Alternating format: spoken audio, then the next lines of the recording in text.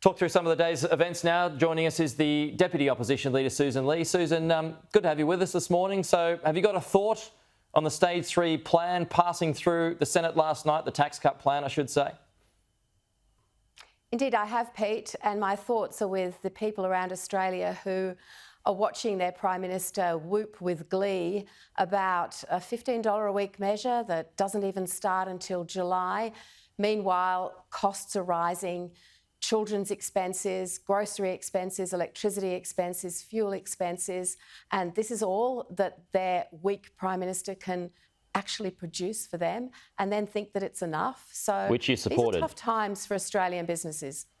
We understand the cost of living is critical and measures, even though they may be small, will go some way. But what we also know, Pete, is that it's just a drop in the ocean. I mean, $15 a week, and it starts in July.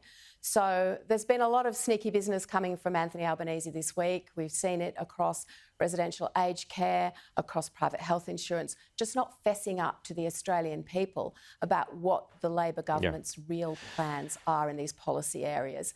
Meanwhile, we've got a fantastic candidate in Dunkley, in Nathan Conroy, and standing with him at the ballot box recently, I saw just what a class act he is in terms of fighting for the people of Dunkley. His work as the Mayor of Frankston backs in his real determination to see improvements in people's lives. OK, like we said, it is a broken promise, but ultimately you had to support it. And even though the cuts don't come in until July, how do you think that whole narrative plays into Dunkley? When I stood with Nathan Conroy at the booth, people came up and they might not have had such elegant expressions as you and I might use, Pete, but they were really annoyed. They didn't know which way to turn when it came to rents going up. There were people who had nowhere to live.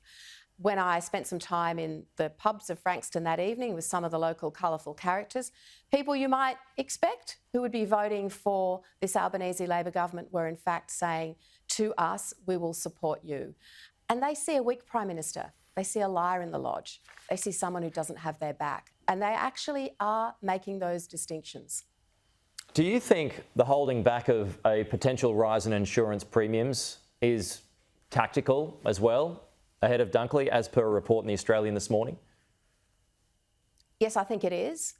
I don't think Labor wants to be honest about the cost increases that will flow through even in private health insurance. Now, 14 million Australians have private health insurance. We need a strong private sector in health to balance the public sector, because not everybody can afford private health. But we also don't want to price it out of reach of Australians who in many cases often save to pay those private health insurance premiums. So Anthony Albanese needs to be honest today about what is going to happen to your private health insurance premium. He needs to stand up in the Parliament and he needs to say, what will happen to your private health costs? What might you have to pay additional to go into residential aged care? It's just not good enough to say nothing on these critical issues that affect everyone's cost of living. Labor's never liked private health insurance, Pete. They've never understood it, and they've never understood the hard-working Australians who save really, really hard, many of them on low and fixed incomes, to actually pay those premiums. They need to do better for them. Sussan Ley, we will leave it there. Thank you.